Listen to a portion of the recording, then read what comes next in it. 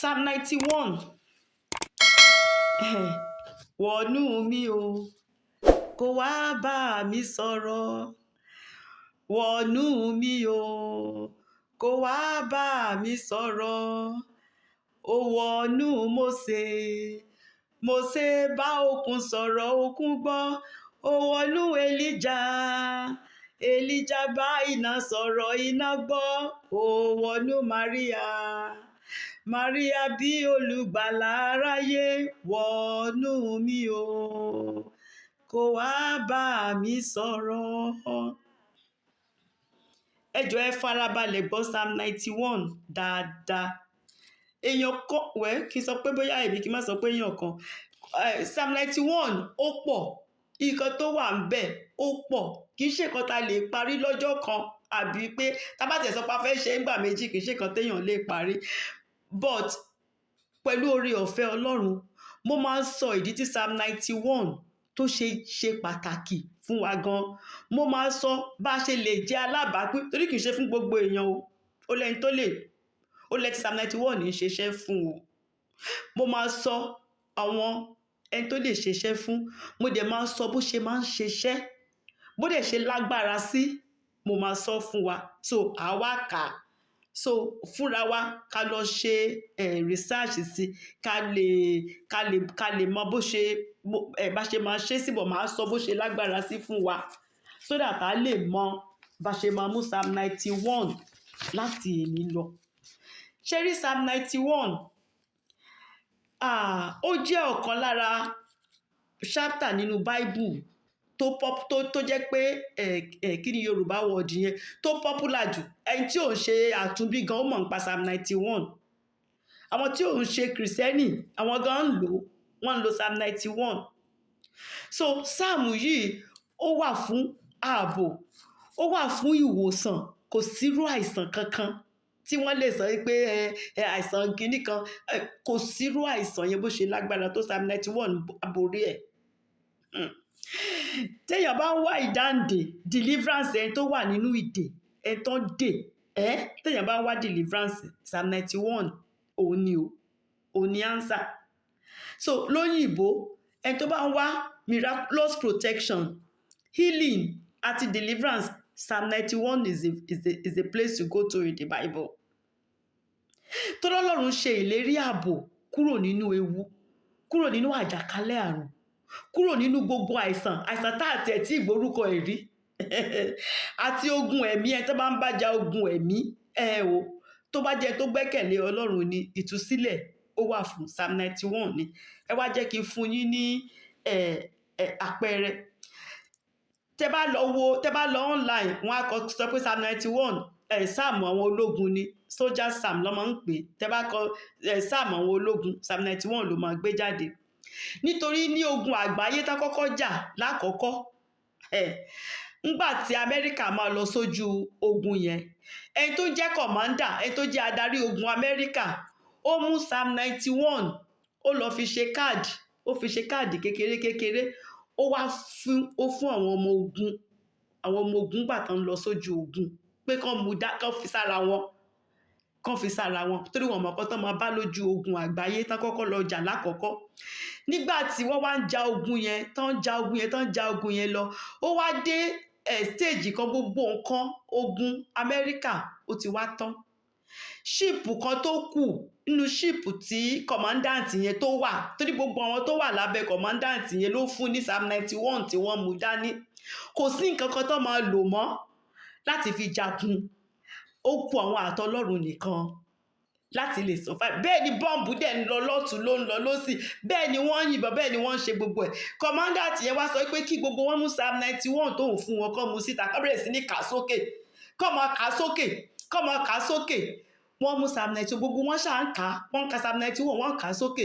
Bí bọ́ǹbù dẹ̀ ṣe ń wá, tó ń yìnbọn, tí gbogbo ẹ̀ ń lọ, kò sí kankan tó bá wọn lára o. Títí tí ṣíìpù yẹn tó dẹ̀ fi dórí ilẹ̀. Nígbà tí ṣíìpù yẹn wá dórí ilẹ̀, wọ́n wá flag Amẹ́ríkà. Flag Amẹ́ríkà tẹ́ ẹ̀ ń wò yẹn, Psalm 91 verse 4 wà nínú ẹ̀ o. Torí pé wọ́n ń ṣàríyànjiyàn ni ò jẹ́ kó gbé sí káwọn èèyàn máa rí.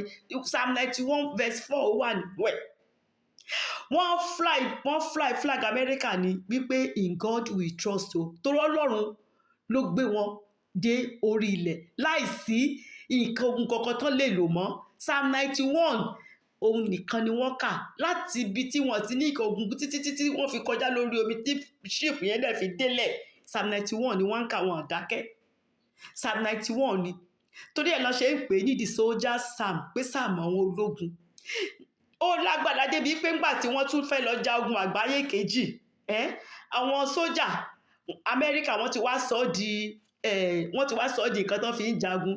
Gbogbo wọn náà ni wọ́n wá ṣe káàdì Psalm 91 àti mùsùlùmí o àti gbogbo àwọn ẹlẹ́sìn àtàwọn tí ò tiẹ̀ gbà, gbogbo wọn ló ní káàdì Psalm 91 tí wọ́n fi sápò tí wọ́n lọ fi jagun. Ṣé ẹ mọ̀ pé wọ́n lọ wọ́n dẹ̀ dé lóòótọ́? Psalm 91 yìí náà ni o ní wọ́n ń kà síta ni. Òun l'Amẹ́ríkà ṣe sọ pé tó bá níṣòro, tó bá ní kankan tó ń ṣe ẹ́, nọ́mbà wo ni kó pè? Psalm 91 verse 1 911 ló ń jẹ́ bẹ́ẹ̀. 911 ni òun náà ni 911 ti gbogbo kìrìsìtẹ́nì inú Bible. Téèyàn bá ń là nǹkan kọjá tó ti fẹ́ kàyàn láyà, Psalm 91 ni.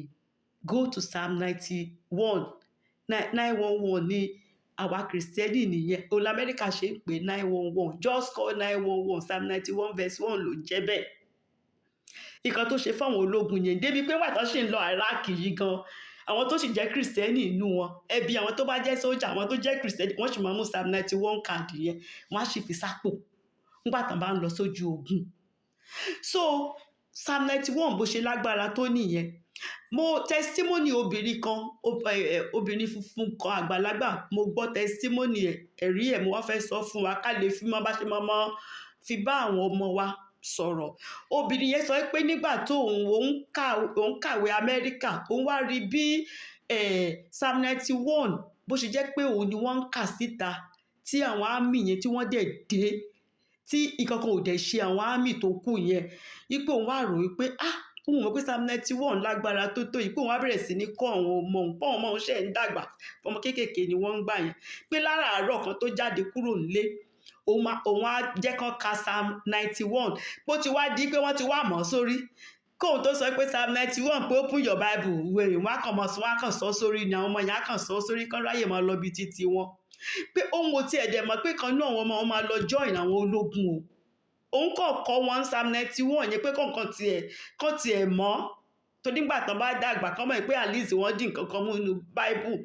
Ó ní pé second son òun, ọmọ òun kejì, ó dẹ̀ wá lọ join ológun, pé wọ́n wá rán wọn lọ pé kán lọ ṣe inspection. Wọ́n ní kán lọ jagun ní Iraq o, but time tí wọ́n sì ń ja ogun níbẹ̀ ni, pé wọ́n kàn ní pé kán lọ ṣe inspection, kán lọ ṣe àbẹ̀wò. Àbẹ̀wò ni wọ́n ní kán lọ ṣe, pé àwọn 13, àwọn 13 ni wọ́n, pé kán lọ ṣe àbẹ̀wò. Pé bí wọ́n ṣe bọ́lẹ̀ inú plane tán máa wọ ibi tán ti lọ ṣe àbẹ̀wò, wọ́n kàn gbọ́ bọ́ǹbù ní left and right, iwájú àtẹ̀yìn. Wọ́n múra àti lọ ja ogun, even though ìbọn wà lọ́wọ́ wọn, but wọ́n ní bọ́ǹbù. Wọ́n dẹ̀ ń ju bọ́ǹbù everywhere. Wípé so àwọn 13 yẹn wọ́n ti mọ̀ pé okay, that's it, ibi tó dé náà nìyẹn. Pé wọ́n rí bọ́ǹkà kan, mi mọ Yorùbá bọ́ǹkà, pé wọ́n ṣàṣà sí abẹ́ bọ́ǹkà yẹn, gbogbo wọn wá dira wọn mú. Pé ọmọ yẹn sọ pé all of a sudden ẹnu òun kàn ṣe fún rẹ̀ ní Psalm 91 yẹn kàn jáde lẹ́nu òun. Ọmọ yẹn ò tiẹ̀ rántí pé Psalm 91 pé kóun kà, pé ọmọ yẹn sọ pé bọ́n ṣe dira wọn mú yẹn, Psalm 91 yẹn kàn jáde lẹ́nu òun ni. Ó kàn ń kà sókè, ó dẹ̀ ń pariwo, ó dẹ̀ ń ka Psalm 91 yẹn bí bọ́ǹbù yẹn ṣe ń dún, bẹ́ẹ̀ ló ń ka Psalm 91. Pé wọ́n á dẹ̀ rí bọ́ǹbù yẹn bó ṣe ń bọ̀ báyìí, á dẹ̀ kúrò lọ́dọ̀ wọn. Àwọn tó ń yìnbọn, wọ́n á rí búlẹ̀tì yẹn báyìí, á dẹ̀ kúrò lọ́dọ̀ wọn. Pé ó rí bí pé wọ́n ń wo múvì ni. Pé gbogbo wọn títí bọ́ǹbù yẹn tán fi dákẹ́, tí kò sí ìbọn, tí kò sí nǹkan kan mọ́. Àwọn yẹn rò pé gbogbo wọn ti jóná, wọ́n ti lọ. Pé wọ́n dẹ̀ jáde, pé àwọn 13 yẹn gbogbo wọn kò sí nǹkan kan tó ṣe wọ́n, torí Psalm 91 tó kọ́ àwọn ọmọ nígbà tán wà ní kékeré. So ẹ jọ̀ọ́ ẹ̀yin ìyá wa tẹ́ ń tọ́jú àwọn ọmọ, ẹ jẹ́ káwọn ọmọ yẹn jẹ́ kán mọ Psalm 91, ẹ jẹ́ kán mọ̀ ọ́. Ẹni kan máa kọ yín, ẹ má sọ pé ọmọ làwọn ẹlẹ́fẹ̀, ẹni kan máa kọ yín pé kán máa kà á. Tán bá ti ń kà á sí yín, tán ń kà á sí yín, tán ń kà á sí yín, bẹ́ẹ̀ làwọn náà ṣe máa mọ̀. So ẹ̀rí yẹn ti lọ bẹ́ẹ̀. Then Apostle Joshua Selman ó ń wàásù ní Psalm 91 verse 1-2, 1 and 2 ló fi sọ̀rọ̀. Ó wá sọ wípé ká má máa wo calamity, ká má máa wo àwọn ìṣẹ̀lẹ̀ láti máa ṣẹlẹ̀ sí àwọn ẹbí wa àti sí àwa, wípé tó bá mọ nǹkan tó wà ní Psalm 91 á mọ̀ pé òun fúnra òun lè wọ inú secret place tọ́lọ́run sọ, ibi ìpamọ́ tọ́lọ́run sọ Psalm 91 yẹn, pé o lè mú ìyàwó ẹ̀ wọ̀, o lè mú ọkọ wọ̀, o lè kó àwọn ọmọ ẹ̀ kó wọn wọbẹ̀, pé iṣẹ́ tó ń ṣe gan o lè mú wọbẹ̀, pé iṣẹ́ ìránṣẹ́ o lè mú wọbẹ̀, pé àyè wà ń bẹ̀, pé nǹkan tá a nílò láti ṣe ni pé ká find the covering yẹn, ká wá nǹkan tó ń pè ní secret place yẹn. Kí ni secret place tí David sọ ń bẹ̀? David ló kọ sáàmù yẹn, even though wọn kọ orúkọ ẹ̀ sí, but ẹ bá ka sáàmù yẹn ẹ mọ̀ pé Psalm 23 wà nú ẹ̀ ń bẹ̀, ẹ rí Psalm 31 nú ẹ̀ ń bẹ̀, so ẹ mọ̀ pé David ló kọ sáàmù yẹn. Nígbà tí David máa kọ sáàmù yẹn, David wà nú ẹ̀mí ni o, kò ṣe physical. David rí ibi tá à ń sọ yìí, ó ń rí ni, ó ń rí, ṣe mọ̀ bí wàá bá rí Revelation ìṣípayá, David rí ibẹ̀ ni, kì í ṣe pé ó kàn kọ sílẹ̀ wípé no, David rí ni. Bí David ṣe rí bẹ́ẹ̀ ló ṣe describe, bẹ́ẹ̀ ló ṣe kọ sílẹ̀ bí David ṣe rí. Tọ́lọ́run dẹ̀ tún sọ̀rọ̀ nínú ìṣípayá yẹn, bẹ́ẹ̀ David ṣe gbé Psalm 91 sílẹ̀, pé ibì kan wà tí ọmọ Ọlọ́run lè sá sí, tí nǹkan kan kò dẹ̀ ní ṣẹlẹ̀ sọ, tí aburú kankan ò ní ṣẹlẹ̀ sọmọ Ọlọ́run yẹn. Kò sọ pé ìṣòro ò ní wá o, but nǹkan tó ń ṣe ni pé kò sí kankan nínú àwọn nǹkan yẹn tó máa borí ọmọ Ọlọ́run yẹn, pé ibì kan wà. So Joshua Selman wá sọ pé lọ wá secret place yẹn, find the covering. Tó bá ti rí covering yẹn, kó ara ẹ, kó ẹbí ẹ, kó gbogbo nǹkan tó ní kó sínú ẹ̀, pé wàá rí pé ìsinmi máa dé bá ọkàn rẹ. Kò sọ̀rọ̀ ju yẹn lọ. Mo wá rò pé okay, kí wá ní kò sọ̀rọ̀ ń pa kó, so níbo ni covering yẹn? How do you find the secret place? Báwo mo ṣe fẹ́ rí ibi tó sọ pé secret place yìí, báwo mo ṣe fẹ́? So mo gbàdúrà pé Olúwa, Psalm 91 mo rò pé ó yé mi tẹ́lẹ̀ ni o, but mo fẹ́ kẹ́ fi hàn mí, torí Joshua Selman ò kì í sọ̀rọ̀ anyhow. Kí ni secret place gangan tí David ń sọ? Kí ló wà ní, how do I locate that secret place? Èmi náà mo fẹ́ ní idea nǹkan tó ń jẹ́ secret place yẹn láì lọ sínú àwẹ̀, mo fẹ́ mọ̀. So Ọlọ́run wá mú mẹ́sẹ̀jì ìránṣẹ́ Ọlọ́run kan tí mi dẹ̀ kí n fẹ́ gbọ́ mẹ́sẹ̀jì ẹ̀ púpọ̀, kì í ṣe pé bóyá kò kì í ṣe ọmọ Ọlọ́run ni, ṣùgbọ́n ó ti preach mẹ́sẹ̀jì grace, mẹ́sẹ̀jì oore ọ̀fẹ́, ó ti preach ẹ̀ kọjá débi pé èèyàn lè máa ṣẹ̀ kó dẹ̀ rò pé òun ṣì wà nínú ìfẹ́ Ọlọ́run. Ó ti na grace, ó ti na jù, so torí ẹ̀mí ìfẹ́ ṣe ń listen sí. So but òun ni mẹ́sẹ̀jì ẹ̀ lọ́lọ́run wá fún mi. Mo wá gbọ́, mo farabalẹ̀, mo gbọ́ mẹ́sẹ̀jì yẹn. Ó wá sọ wípé òun ti ń kọ́ Psalm 91 for more than 20 years o, but nǹkan tóun fẹ́ sọ lẹ́ni yìí, òun ṣẹ̀ mọ̀ yẹn ni, òun ò mọ̀ rí.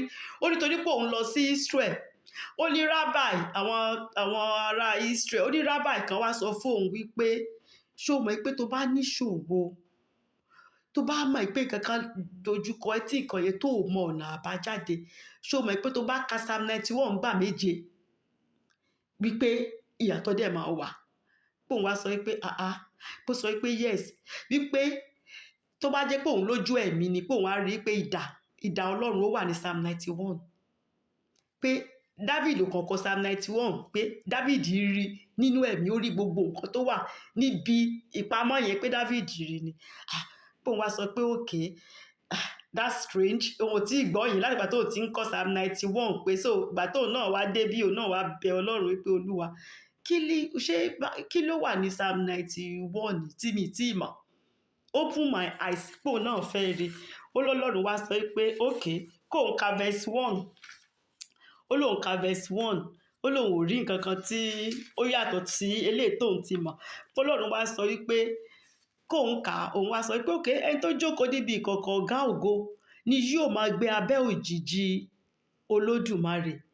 Ọlọ́run wá sọ wípé níbo làwọn ti kọ́kọ́ sọ̀rọ̀ ọ̀gá ògo, níbo làwọn ti kọ́kọ́ pera wọn ní ọ̀gá ògo nínú Bible, pé àwọn sọ pé Genesis 14 ìyẹn pé òkè níbo làwọn ti pera wọn ní Olódùmarè nínú Bible El Shaddai, torí orúkọ Ọlọ́run méjèèjì yẹn kò kí ń ṣe kan náà ìkan ọ̀gá ògo, ìkan Olódùmarè El Shaddai, the multi-breasted God ló ń jẹ́ El Shaddai, Ọlọ́run má jẹ́ wípé so tóun bá níbo làwọn ti kọ́kọ́ sọ pé wọ́n sọ pé Genesis 17 ni Genesis 17 lẹ ti sọ fún Abraham wípé I'm the Almighty God.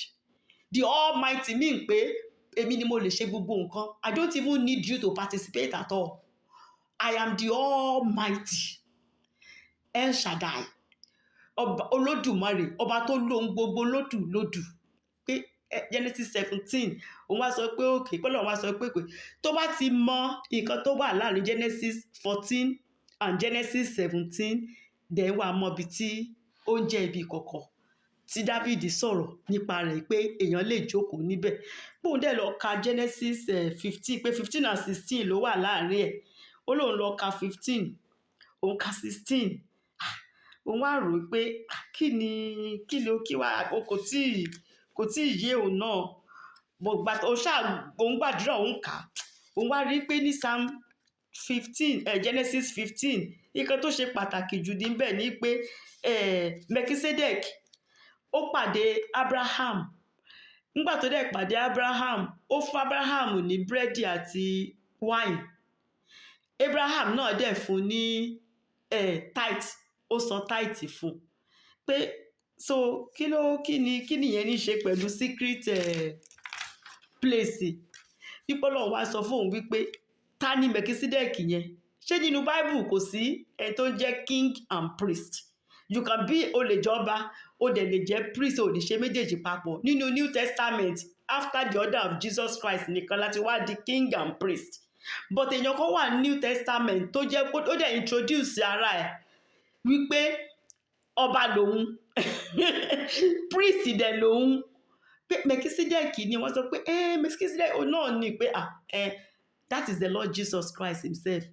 Who is the tani ọba Salem, tani níbo là ń pè ní Salem? Jerusalem ni. Ta lọba Jerusalem? Jésù Kristi ni. Kí ló fún Abraham? Ó fún ní búrẹ́dì àti wine, Holy Communion, bread and wine ló fún Abraham. Kí ni Abraham náà wá ṣe padà? Abraham wá fún ní tithe. Mo rántí kan tí Pastor John Hagee ti sọ years back wípé bí òun ṣe wà yẹn àtàwọn ẹbí òun ìkankan kò lè ṣe wọ́n, even gbà tí àwọn mẹ́ta nù wọ́n ní cancer tó burú tí àwọn doctor sọ pé kò sí nothing.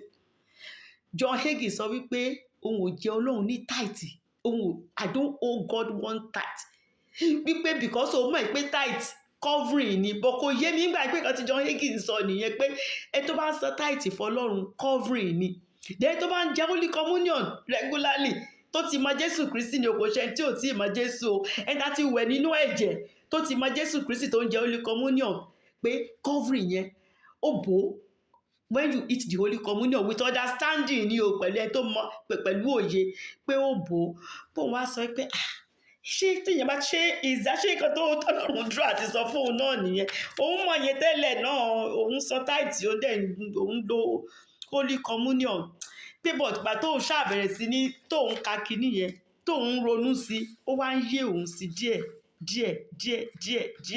òun wá rí wípé ní Genesis 15 ní verse 5 and 6 Ọlọ́run ó sọ pé torí pé Abraham torí pé ó nígbàgbọ́ faith, ó gbàgbọ́ nínú Ọlọ́run ní verse 6 yẹ̀ wípé ó sì gba Olúwa gbọ́ ó sì kà á sí fún ní òdodo.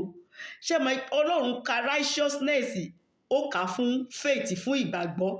Mo lè má lè kíní yìí kó tó yé èèyàn tó lè mi gan fúnra mi, mo gbọ́ téèpù yẹn several times kó tó yé mi, but mo kàn fẹ́ fún wa ní òye ẹ̀ ní so that fúnra wa a lè wá lọ fúnra wa ká lọ jókòó ká lọ ka Genesis 15 and 16 ká rí nǹkan tó wà ńbẹ̀. Ẹni tó bá understand nǹkan tó wà ní 15 and 16 yẹn pastor yẹn ìránṣẹ́ Ọlọ́run yẹn sọ wípé a rí secret place tí David tó ń sọ̀rọ̀ ń pa ẹ̀. So òdodo torí ẹni tí ò bá jẹ́ òdodo kò lè bá ọlọ́run gbé torí mímọ́ lọ́lọ́run. Àwa dẹ̀rẹ́ kò sí bá ṣe lè ṣe mímọ́ tó kó mọ̀ kú díẹ̀. Ṣùgbọ́n ìgbàgbọ́ nínú ọlọ́run á wá sọ èèyàn di olódodo. Torí pé ìgbàgbọ́ tí Abraham ní nínú ọlọ́run ó wá sọ Abraham, Bible sọ pé it was counted to him as righteousness. Wọ́n gbà á sí fún Abraham sí olódodo. Nítorí pé a ka ìgbàgbọ́ rẹ̀ tó nínú ọlọ́run sí olódodo. Abraham wá súnmọ́ ọlọ́run. Abraham wà ní ibi ìkọ̀kọ̀ ọ̀gá ògo yẹn tí kò sí nǹkan kan tó lè ka Abraham níbẹ̀. Abraham was able to find that place nítorí pé ìgbàgbọ́ tó ní nínú ọlọ́run a kà sí fún Abraham fún òdodo. Abraham kò dẹ̀ fi táìtì, ẹ rí pé Abraham ò fi táìtì kò fi ṣeré. Kò sẹ́ni tó wàásù fún pé kó máa san táìtì o, kò fi táìtì. Ẹ má sọ pé sa tó ń sọ̀rọ̀ mi kúkú gba táìtì lọ́wọ́ yín, àwọn tó lọ́n dẹ̀gbẹ́sẹ̀ fún wọn béèrè táìtì lọ́wọ́ yín. So kì í ṣe pé mo fẹ́ ká ní òye ni o, ká ní òye ni mo ṣe ń sọ torí a máa ń tanra wa fún àwọn nǹkan tó pọ̀ torí pé àlóye ni o, ignorance ni o. Ignorance.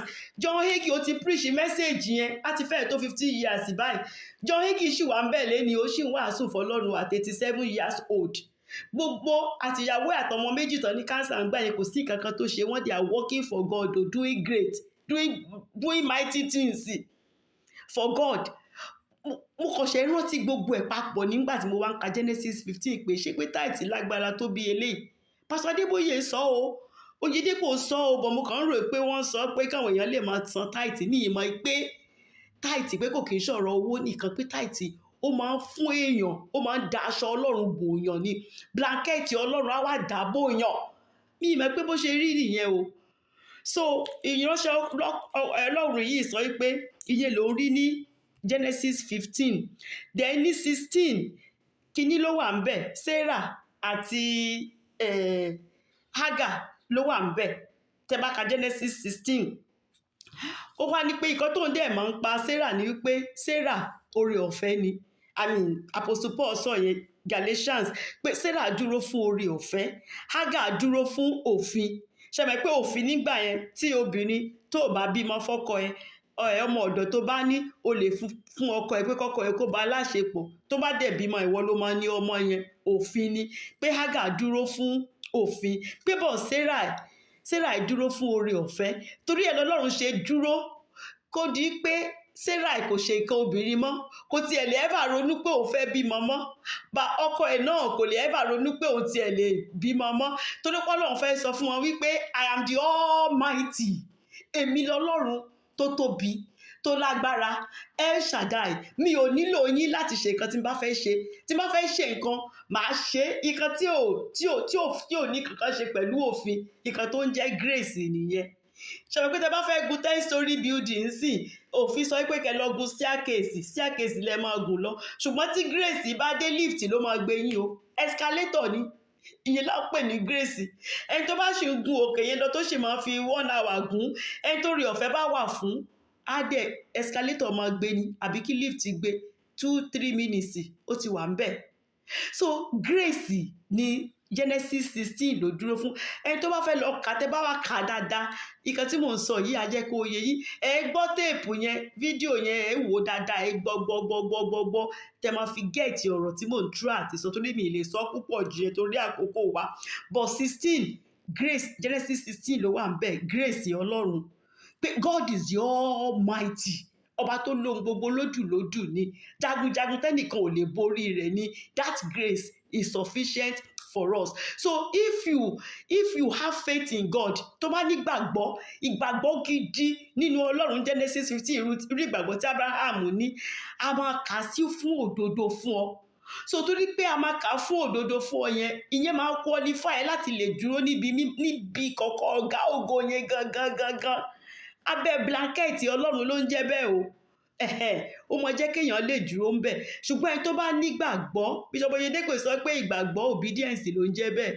Pé another word fún faith is obedience. Ẹni tó bá sọ pé òun nígbàgbọ́ ní Ọlọ́run, wọ́n lò obedience ẹ̀ làwọn máa ń wò.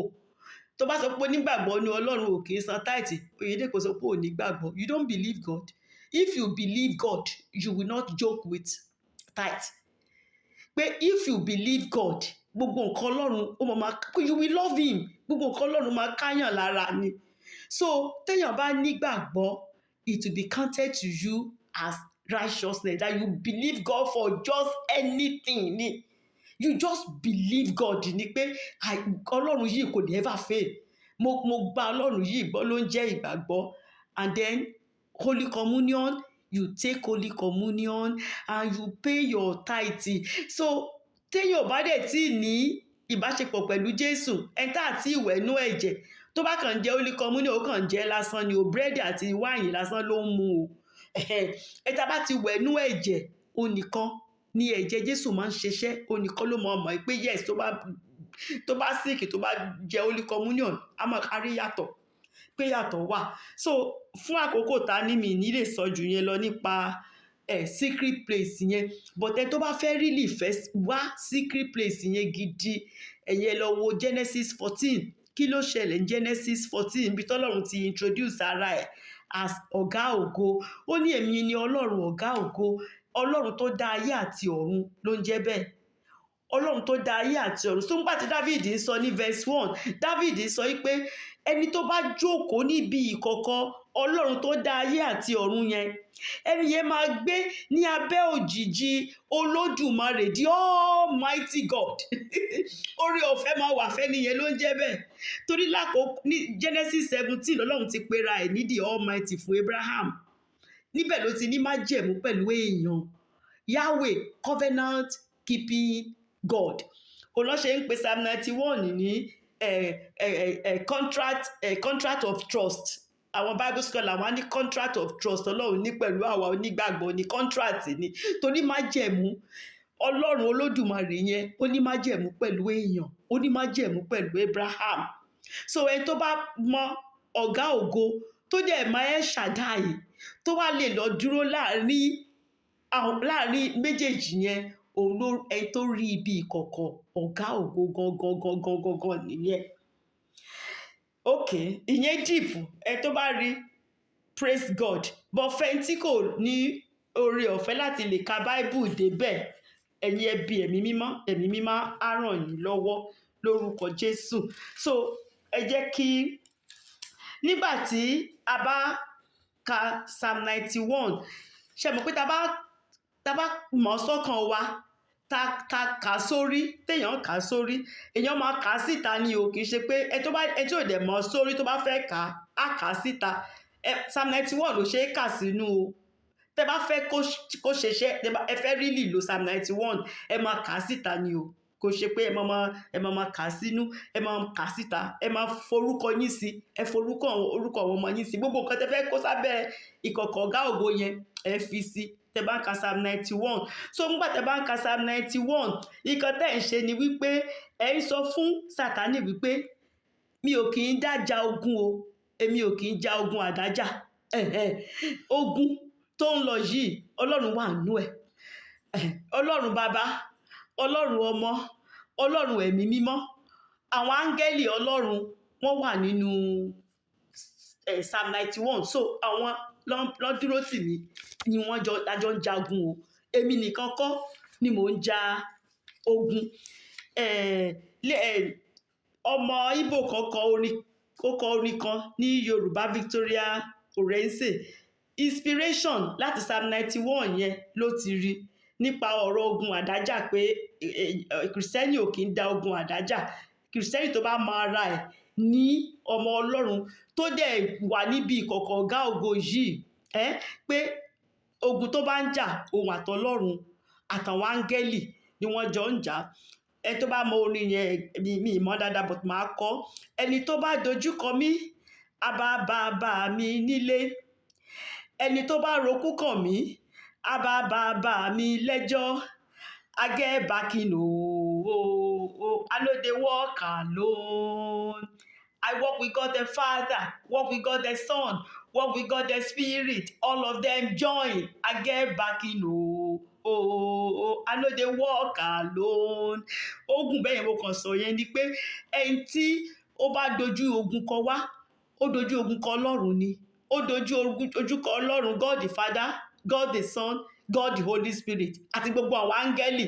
So èèyàn máa pè wọ́n lákòókò yẹn. Tẹ́ bá ti ka Psalm 91, ẹ̀ ń pè wọ́n ní pé ẹ dìde. àkókò ogun dé, ẹ wá jà.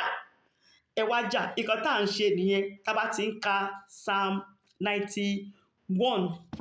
So ẹ jẹ́ ká ka Psalm 91. So Psalm 91 kò kì í ṣe ìgbà tí ìṣòro bá dé àbí téèyàn bá ń la àkókò òkùnkùn kọjá lèèyàn ṣẹ̀ máa sá lọ síbẹ̀, torí ọ̀pọ̀lọpọ̀ kìrìsìtẹ́nì nígbà tí nǹkan ò bá ṣe lèèyàn ṣẹ̀ máa rántí pé Psalm 91 wà ń bẹ̀. Psalm 91 ó yẹ ká máa kà á lójoojúmọ́ ni o, àbí ká tó sùn, bójá àárọ̀ ni bójá kéèyàn tó sùn ni o, ó yẹ ká máa kà á. Àjẹsára ni Psalm 91 o, àjẹsára ni, torí nígbà tí nǹkan bá dé even lójú oorun, kí lọ̀rọ̀ Ọlọ́run sọ? Ó ní when the enemy come in, ṣe mọ̀ tẹ́ni tẹ́ ọ̀tá bá dé ní ilé kóòtù kí nìyẹn Yorùbá, when the enemy come in like a flood, kí ló sọ? Ó ní the spirit of God will raise a standard against it. Ṣe mọ̀ lójú oorun yẹn gan tó bá wá ẹ máa gbọ́ra yín, ẹ kàn máa ka Psalm 91 ló ń ti yín ni, ẹ máa ka ló ń ti yín ni. Ṣe mọ̀ so òkúta máa kà lójoojúmọ́ ni, bóyá ká tó lọ sùn ni o àbí láràárọ̀ ni o, ẹ jẹ́ ká máa ka Psalm 91 kó má jẹ́ pé lákòókò tí ìṣòro bá dé lèèyàn ṣẹ̀ máa rántí wípé Psalm 91 wọ́n dẹ̀ sọ fún wa pé Psalm 91 dẹ̀ ṣeṣẹ́ o, kí ṣe lọ́ máa kà o. No, ká máa kà lójoojúmọ́, ká dẹ̀ nígbàgbọ́, ká má dáùtù lọ́kàn wa rárá. Tẹ́ bá ti ń dáùtù, ẹ máa sọ fúnra yín wípé ọ̀rọ̀ Ọlọ́run òótọ́ ni. Ọlọ́run ọba tó gbéra rẹ̀ ga ju ọ̀rọ̀ rẹ̀ lọ ni, ọba tó gbé ọ̀rọ̀ rẹ̀ ga ju orúkọ rẹ̀ lọ lọ́lọ́run.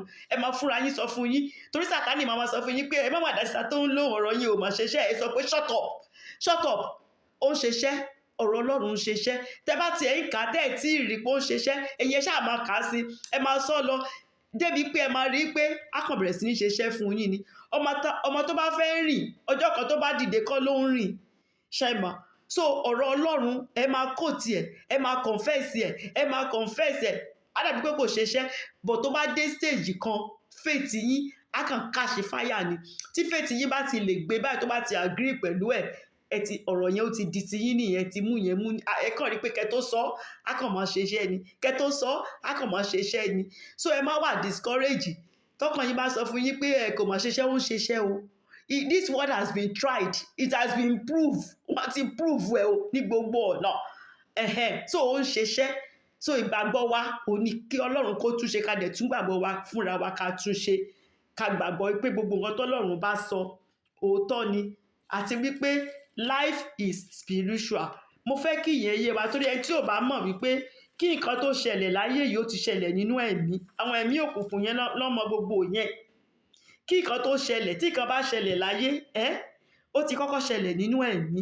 So nǹkan tí Dáfídì ṣe kọ Psalm 91 yẹn ká mọ̀ pé kí nǹkan tó ṣẹlẹ̀ bí ó ti ṣẹlẹ̀ nínú ẹ̀mí, so ó ní nǹkan tá lè ṣe náà nínú ẹ̀mí kí nǹkan yẹn kó má bàa ṣẹlẹ̀ in the physical. Nǹkan tí Psalm 91 wà fún nìyẹn o. Ẹ rántí pé Job, kí n fi Job ṣe example fún wa, torí a ti ṣe Job. Ṣé mọ̀ pé nígbà tó Ọlọ́run àti Sátánì tó ń sọ̀rọ̀ ń pa Job, ṣé mọ̀ pé Job ń sùn nínú ilé ẹ̀ ni? Job ò mọ̀ pé wọ́n ń sọ̀rọ̀ ń pa òun. Sátánì sọ fún Ọlọ́run pé tó bá odi tó mọ yí Job, tó bá mú odi yẹn tó bá mú kúrò, pé òun aráyè mú Job, òun á mú, tó má dẹ̀ rí Job mú tán, Job máa sẹ́ Ọlọ́run ni, pé Job tiẹ̀ ó máa ṣépè, ó máa kọ́sọ̀ Ọlọ́run ni, pé ṣèbí torí pé Ọlọ́run mọ odi náà yí Job ni. Job ń sùn o. Job kò mọ̀ pé kankan lọ in the spiritual.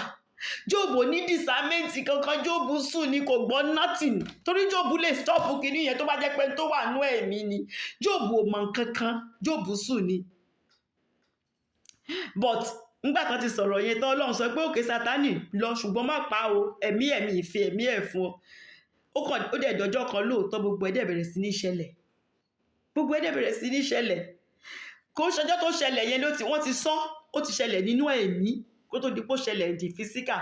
So tí kí kankan tó ṣẹlẹ̀ lójú mọ́mọ́ ní di physical báyìí tá à ń rí, ó ti kọ́kọ́ ṣẹlẹ̀ nínú ẹ̀mí. Ṣùgbọ́n onígbàgbọ́ á lórí ọ̀fẹ́ káwa náà ká lọ sínú ẹ̀mí, ká yí nǹkan yẹn padà.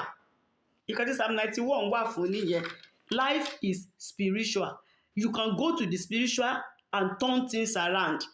Àwọn ọmọ Ọlọ́run ò kí àkífẹ́ sọ̀rọ̀ spiritual, àwọn ẹ̀mí kẹ́mí yẹn, àwọn ọlọ́mọ pé nǹkan wọ́n á ṣe nǹkan yẹn lóru ibi tó bá dẹ̀ ràn lọ á dẹ̀ lọ bẹ̀ tẹ́niyẹn ò bá wà spiritually alert tẹ́niyẹn ò mọ̀ nǹkan tó ń ṣẹlẹ̀. So Psalm 91 Ọlọ́run á kọ́ wa fúnra wa, mo sọ pé ó deep but ibi tó bá ti yé wa dé Ọlọ́run á máa fi èyí tó kù yé wa. So Psalm 91 Ọlọ́run aláàbò wa òun ni. Mo ti sọ fún wa pé 911 of the Bible ni. Tí kìrìsìtẹ́nì bá ní ibi tó fẹ́ lọ emergency call 911. Psalm 91 ní 911 Bible òun ni. So ó wà conditional, kò ń ṣe gbogbo kìrìsìtẹ́nì lọ́lọ́run fún o, ṣùgbọ́n gbogbo kìrìsìtẹ́nì kan ló lè benefit from Psalm 91 o, toró ní condition. Ní verse 1 David sọ wípé ẹni tó jókòó ni o, kì í ṣe tó ń wá lẹ́ẹ̀kọ̀ọ̀kan o. Ṣé mọ̀ pé èèyàn míì lè wá kó wá kíyàn kó dẹ̀ lọ. Ẹni tó wá kí mi lé mi sì tó lọ kò kì í ṣe tó ń bá mi gbé kò bá mi gbé lẹ́ni. Ṣé mọ̀ ẹni tó bá kí yín lé yín ó kàn wá kí yín ni ó dẹ̀ lọ kò bá yín gbé o. So David sọ wípé ẹni tó ń sọ̀rọ̀ ń pa ẹ̀ yìí ẹni tó jókòó ni o, kò lọ́bì kankan, kò ní plan B, kò ní plan C, ó jókòó pa ni, kò tún sọ́nà mìíràn. Ẹni tó jókòó níbi ìkọ̀kọ̀ ọ̀gá ògo ni yóò máa gbé abẹ́ òjìji Olódùmarè o. Ẹni tó jókòó ni o, ẹni tó ti sọ wípé kò tún síbi òmíràn tí mo tún fẹ́ lọ. So tí mo bá condition ni, tí mo bá jókòó níbi ìkọ̀kọ̀ ọ̀gá ògo màá gbé abẹ́ òjìji Olódùmarè. Ṣùgbọ́n ẹni tí ò bá ṣe ìpinnu láti jókòó níbi ìkọ̀kọ̀ ọ̀gá ògo kò lè gbé abẹ́ òjìji Olódùmarè o. Bí ìgbà téèyàn bá marry èèyàn, ṣe pé tẹ bá marry èèyàn ọkọ àti ìyàwó ẹ máa lọ kó bá ń lé ẹjọ́ máa gbé papọ̀. Irú kan tí David ń describe nìyẹn nínú verse 1.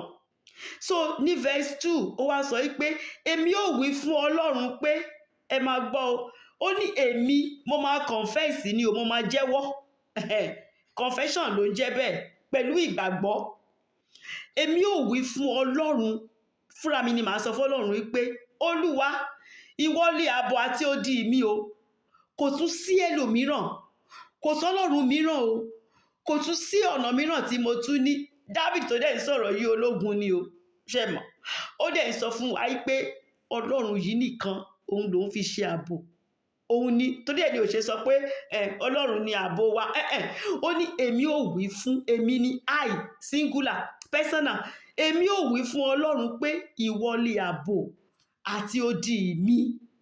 Ààbò yẹn shelter, ibi tí mò ń gbé, ibi tí mo wà tí nǹkan kan ò ti lè ṣe mí bẹ́ẹ̀. Olúwa ìwọ ni o. Odi yẹn safety net làwọn military ń pè bẹ́ẹ̀. Net tán dàbò yàn tí kò sí nǹkan kan tó lè wọbẹ̀ láti wá mú yàn. David sọ wípé èmi ò gbẹ́kẹ̀lé ti ológun tán fún wa yẹn o. Ìwọ Olúwa yìí tí mò ń sọ̀rọ̀ nípa yìí, ìwọ ni ààbò mi àti odi mi. You have to confess it, you have to say it. You say it ní kì í ṣe pé kẹ̀kàn ká ẹ sọ Olúwa mi ò lọ́nà mìíràn o, ìwọ Ọlọ́run ìwọ ni ààbò àti odi mi, ìwọ ni Ọlọ́run mi, kò ṣe Ọlọ́run wa o. Torí mi mọ ẹni tó second person ìmọ̀ bóyá Ọlọ́run ẹ̀ ni, ṣùgbọ́n Ọlọ́run tèmi tí mò ń sọ ń pa ẹ̀ yìí ẹni tí èmi gbẹ́kẹ̀lé ni o. Mo gbẹ́kẹ̀lé pa 100% ni, mi ì tún ní gbẹ́kẹ̀lé kankan síbòmíràn. Òní David sọ so pé wàá jẹ́wọ́, wàá confess ẹ̀ pé Ọlọ́run yìí ó lé ààbò àti odi mi. Ọlọ́run mi ni o, mi lọ́lọ́run mìíràn. Òun nìkan dẹ̀ ni mo ní ìgbẹ́kẹ̀lé nínú rẹ̀. Declaration of trust ló ń jẹ́ bẹ́ẹ̀. I declare ni, mo declare pé ẹni tí mo trust jù pẹ̀lú ayé mi òun ni Ọlọ́run yìí, kò tún séyàn mìíràn mọ́. So ó fi ìgbẹ́kẹ̀lé rẹ̀ nínú Ọlọ́run ó fi hàn, ó dẹ̀ sọ gbangba káwọn èèyàn gbọ́ pé kò tún sọ́lọ́run mìíràn. He's my all in all. Ní verse 3 ní ẹsẹ̀ 3 ó ní nítòótọ́ òun ó gbà mí nínú ìkẹ́kùn àwọn pẹyẹpẹyẹ. Ṣé máa pé mọ àwọn kinní tó máa fi ń mú nígbà tá à ń dàgbà, àwọn trap, iṣẹ́ ìdẹ́kùn náà ló ń pè é Yorùbá. Ìdẹ́kùn náà ni tó máa ń ta sọ́nà tó máa ń mú àwọn ẹranko yẹn. Tán bá ti sẹ́ẹ̀tì ẹ̀ wọ́n á fi bait sí, wọ́n á fi ìjẹ sí, tán bá ti fi ìjẹ sí àwọn ẹranko yẹn tán bá ti débẹ̀ kíní yẹn á kàn mú wọn ni. Ní ìlú mi ọ̀pá lọ́ máa ń pè é, tán bá ti set trap yẹn wọ́n á fi bait sí. So táwọn ẹranko yẹn bá ti fẹ́ jẹ ìjẹ tán fi síbẹ̀ yẹn ọ̀pá yẹn á kàn mú wọn ni. So David sọ wípé Ọlọ́run ló máa gbà mí nínú irú trap bẹ́ẹ̀. Torí Sátánì máa ń dẹ trap tó pọ̀ fún yàn gidi o. Sátánì ní ìjẹ, ó mọ irú ìjẹ tó ń kálukú wá. Èèyàn míì sí owó lásán ló máa fi ṣe ìjẹ fún, á dẹ̀ ṣubú, á dẹ̀ kó sínú trap yẹn, á kó sí big time ni. Èèyàn míì nǹkan tó ń wá ló máa fi set ẹ̀ up, ló máa fi ṣe ìjẹ fún. But David sọ pé kò ní fi ṣe irú ìdẹkùn tí Sátánì tó bá ti ẹ̀ dẹ, pé Ọlọ́run yìí ó máa gbà mí nínú ìkẹ́kùn yẹn, ó máa gbà mí. Ìkẹ́kùn àwọn pẹyẹpẹyẹ kò lè rí mi mú ló ń jẹ́ bẹ́ẹ̀. Kó set trap yẹn lọ́nà 10 pé kò lè rí mi mú. Àti nínú àjàkálẹ̀ àrùn búburú, gbogbo àjàkálẹ̀ àrùn búburú á kàn máa fetí gbọ́ ni o. A máa fetí gbọ́ pé àjàkálẹ̀ àrùn kan ó dẹ̀ wá, ó dẹ̀ ṣe, kò ní dọ́dọ̀ wa, kò ní dọ́dọ̀ wa, kò ní dọ́dọ̀ àwọn ọmọ wa, kò ní dọ́dọ̀ àwọn ẹbí wa lórúkọ Jésù. Nǹkan tí David ń sọ nìyẹn. Ó ní nítòótọ́ Ọlọ́run yìí tí mo gbàgbọ́ yìí, tó jẹ́ pé òun ni ààbò àti odi mi, ó máa gbà mí nínú ìdẹ́kùn àwọn pẹyẹpẹyẹ àti nínú àjàkálẹ̀ àrùn búburú. Kò ní jẹ́ kí gbogbo bait Sátánì, kò ní jẹ́ kí n kó sí ìjẹ yẹn, mi ní jẹ ìjẹ Sátánì, mi ní kó sí trap kankan. Ní verse 4 ó wá sọ pé yóò fi ìyẹ́ rẹ̀ bò mí.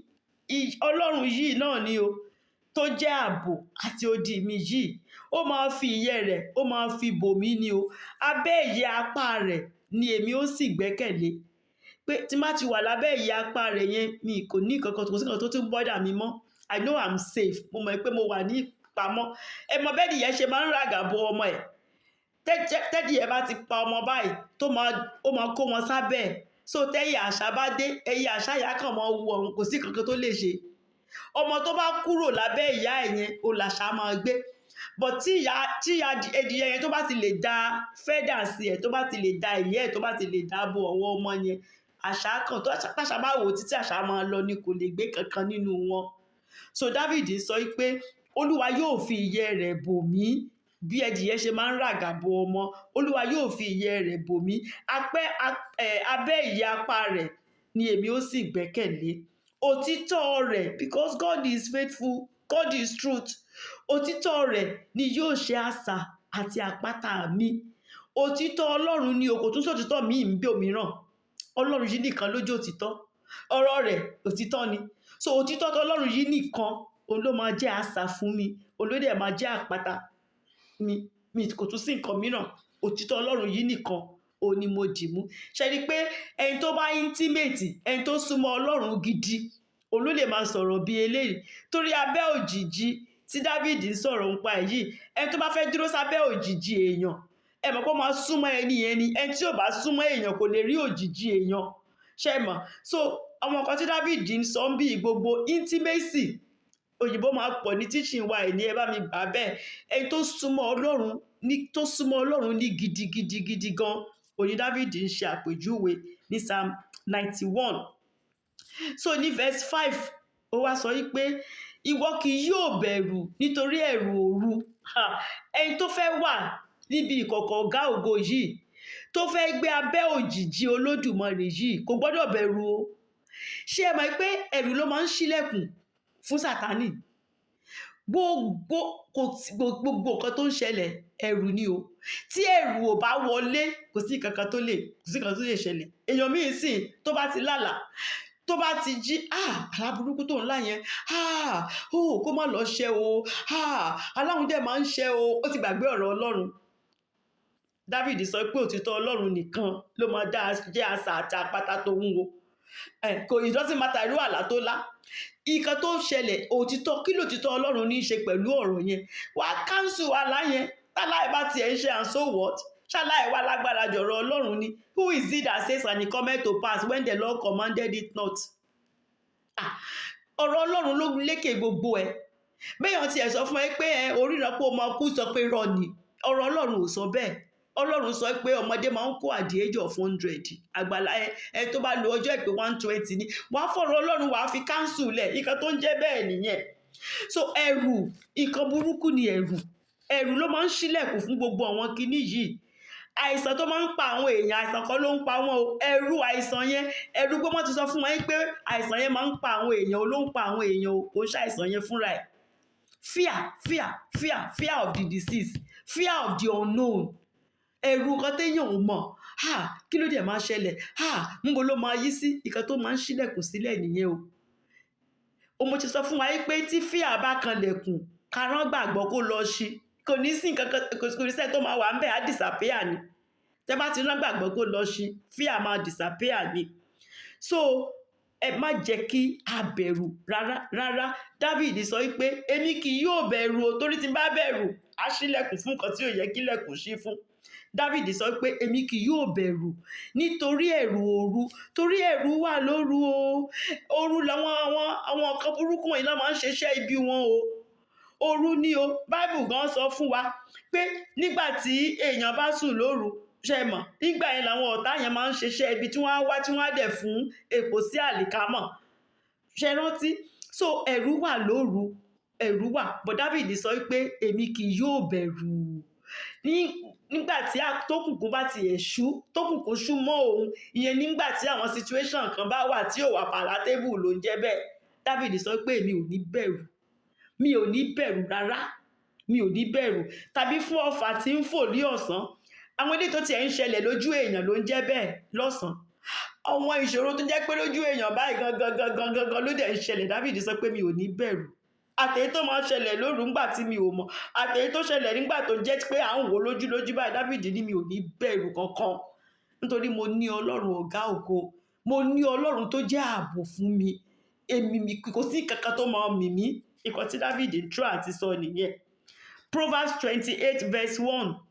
Ìwé òwe 2:8 ó sọ pé ṣùgbọ́n olódodo láyà bíi kìnìún, the righteous is as bold as a lion. Tí n bá ti ka kíní ẹ̀ máa rántí Minister Ọlọ́mọ. The righteous is as bold as a lion. You have the Almighty God. Ọlọ́run àwọn ọmọ ogun. Ṣoṣo orí abẹ́rẹ́ tó ṣòro ó gbé mi fẹ́ sùn. Kìnìún ẹ̀yà Júdà mọ̀ ni. You have that God. Why are you afraid? Ṣé wọ́n ló ń jà ni? Ìwọ kọ́. Ọlọ́run ni backbone mi. Ẹ tó bá lóun bá mi jà, Ọlọ́run ló ń bá jà. Èmi kọ́ ló ń bá jà. Kí ni tèmi pé kí n sọ pé Olúwa wọ́n tún ti dé o. Deal with them. Ó ti tán. Deal with them ni. So Job 3:25. Job orí 3 ẹsẹ̀ 2 àti 5.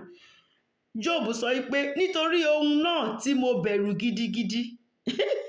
Òun ló dé bá òun yìí o. Nǹkan tí Job ti ń bẹ̀rù gidi tẹ́lẹ̀, ìyẹn gangan ni Sátánì lò. Sátánì bá má ráyè wọlé. Ìfúngbà tí ó di yẹn, tọ́lọ́run sì yọ odi yẹn kúrò.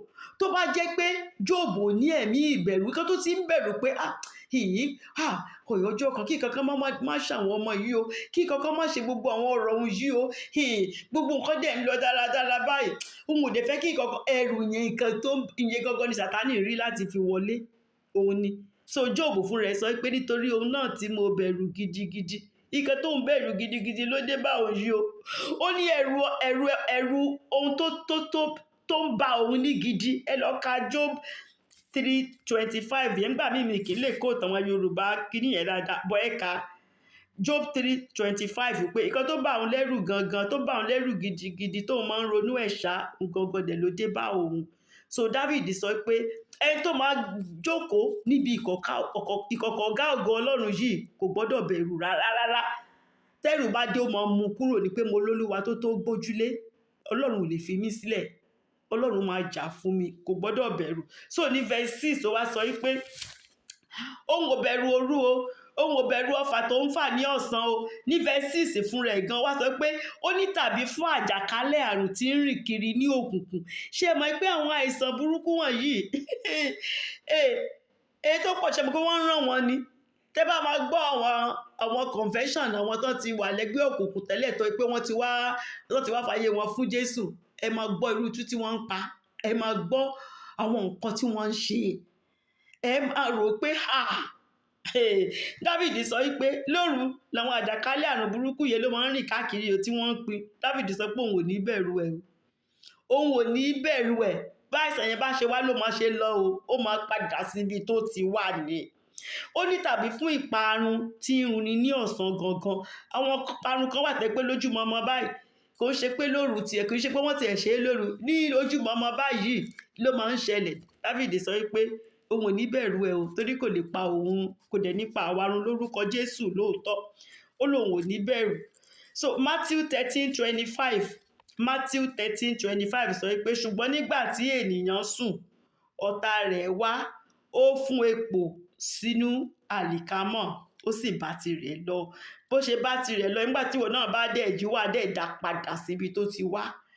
Kò ṣe pé kò jí kó máa bẹ̀rù wípé wọ́n dẹ̀ ṣe nǹkan báyìí, Olóhun mọ̀mọ̀ jẹ́ kó di báyìí. Irọ́ ni, tó bá ti jí, Olúwa níbi tó ti wá, back to sender ni. A ti kọ̀wé rẹ̀. Ẹni tó bá róòlù stone máa róòlù bá ni. I activate the law of divine substitution. Níbi tó ti wá kó padà síbẹ̀, á padà síbẹ̀ náà ni, gẹ́gẹ́ bí ọ̀rọ̀ Ọlọ́run lórúkọ Jésù. So ní verse 7 ó wá sọ wípé ẹgbẹ̀rún ó máa ṣubú lé ẹ̀gbẹ́ òun o. Ṣé ẹ mọ̀ pé David sọ gbogbo kíní torí pé ó ti jẹ́wọ́ wípé Ọlọ́run ni ààbò òun àti odi òun ni o. Ẹni tí kò bá tí ì jẹ́wọ́ tọ́lọ́run ò kì í ṣe ààbò àti odi rẹ̀, àwọn nǹkan tá à ń kà wọ̀nyí kò lè benefit from it o. Mo fẹ́ ká mọ̀ ní o pé ìdí tí David ṣe sọ pé gbogbo eléyìí ó lè ṣẹlẹ̀ ní pé ó ti jẹ́wọ́ Ọlọ́run gẹ́gẹ́ bí ààbò àti odi rẹ̀, ó ti confess. So ní verse 7 ó sọ pé ẹgbẹ̀rún máa ṣubú lé ẹ̀gbẹ́ òun, 1000 ló ń jẹ́ bẹ́ẹ̀. Ó ní apá ọ̀tún òun pàápàá 10,000 máa ṣubú.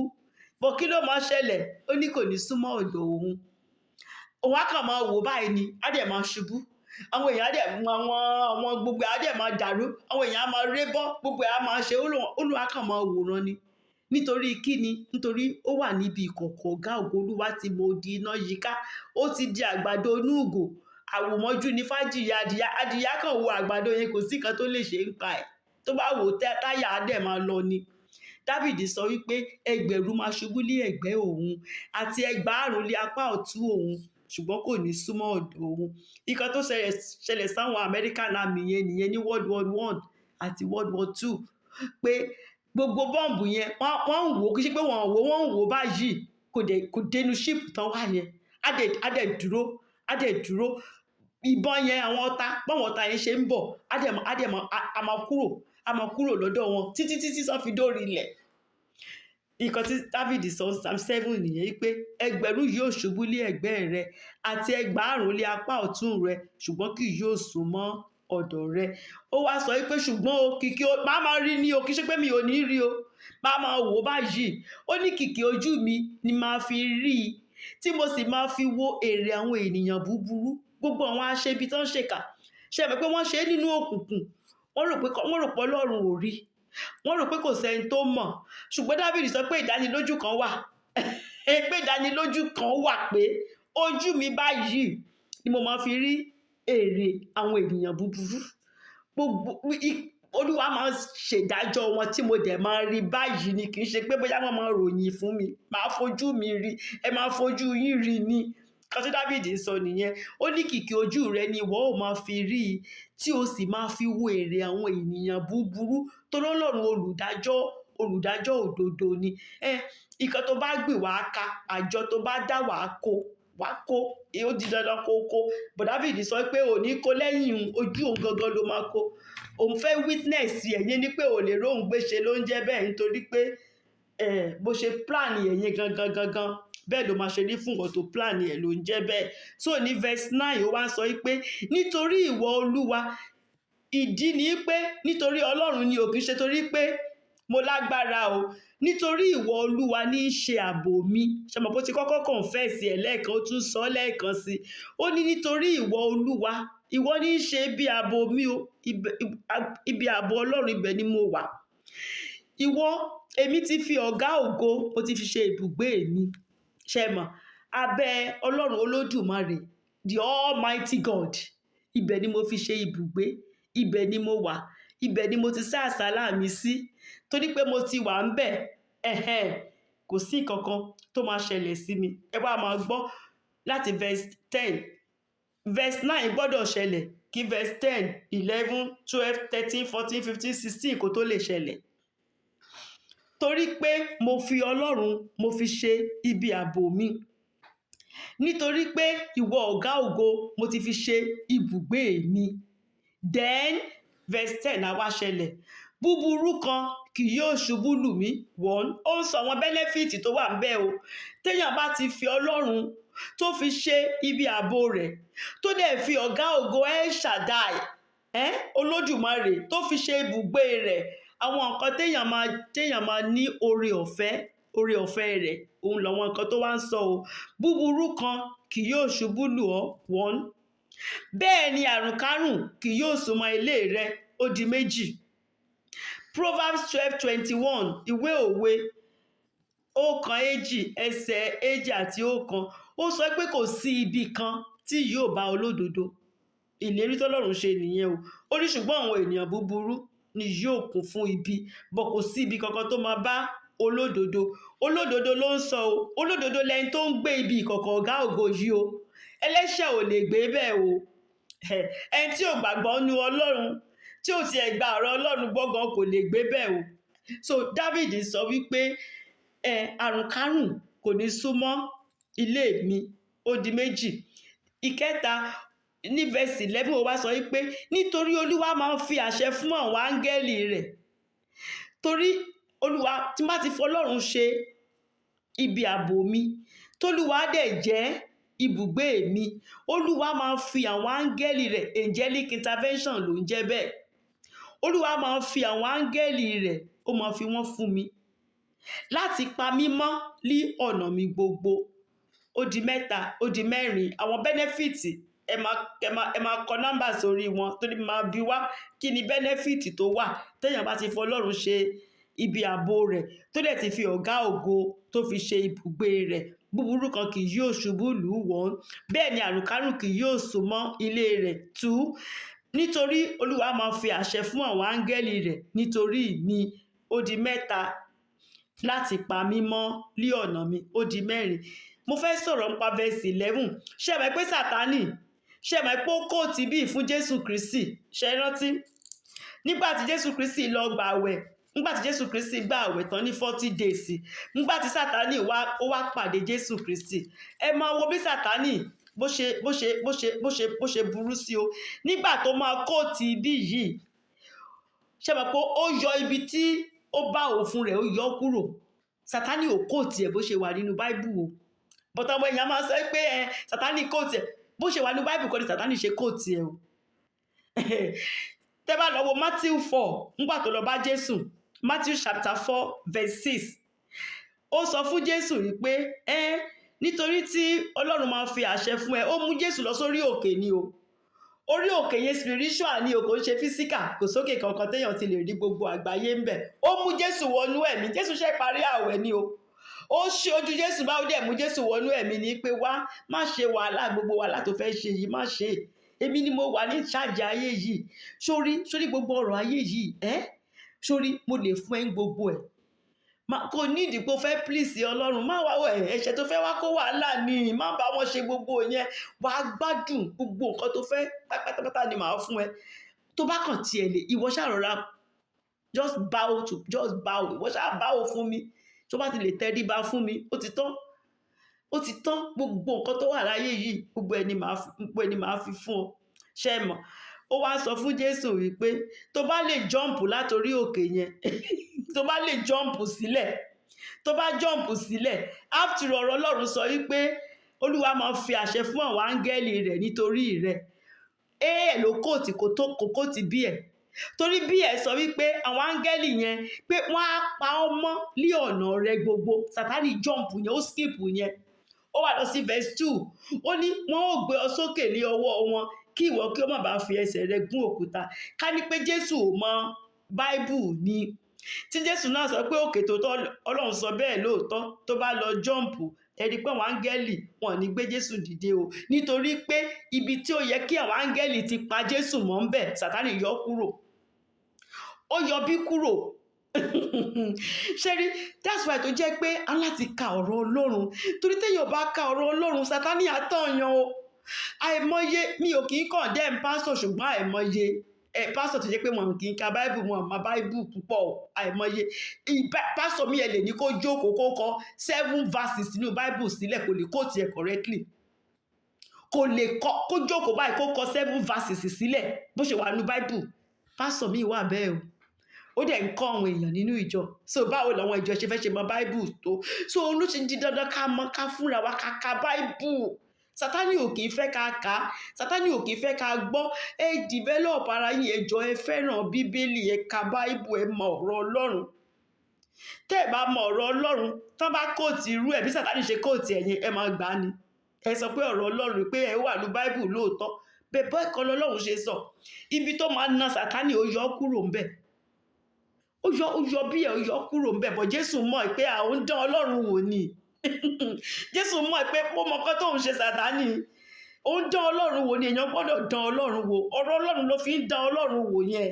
Ó ti mú part B ẹ̀, ó ti mú kúrò Sátánì. You cannot tempt God. Ṣùgbọ́n kálẹ̀ tí ò mọ bíbélì nǹkan, a sọ pé ọ̀rọ̀ Ọlọ́run gan lọ́n kò tí fóun bẹ́ẹ̀, ọ̀rọ̀ Ọlọ́run gan lọ́n fi ṣe, ọ̀rọ̀ Ọlọ́run tán dẹ̀ sọ fún ẹ kò pé. Ibi tó máa jẹ́ protection wọ́n ti yọ kúrò, wọ́n ti yọ kúrò. So ká ka ọ̀rọ̀ Ọlọ́run, ká mọ ọ̀rọ̀ Ọlọ́run fúnra wa, ká mọ fúnra wa, kó dá wa lójú, kéèyàn kankan mọ́ fi nǹkan kan tàn wá, ká mọ́ fi nǹkan kan tàn wá.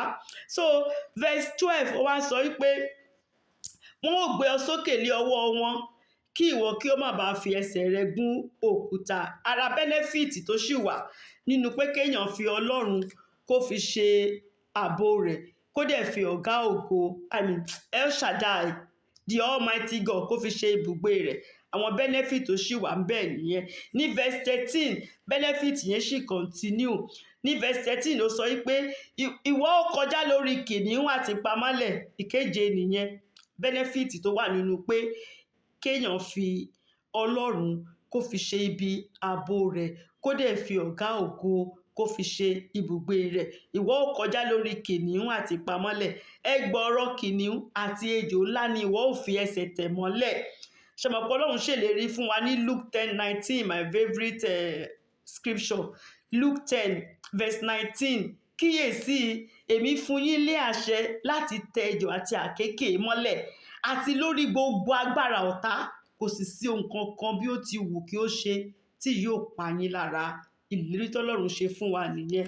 Luke chapter 10 verse 11.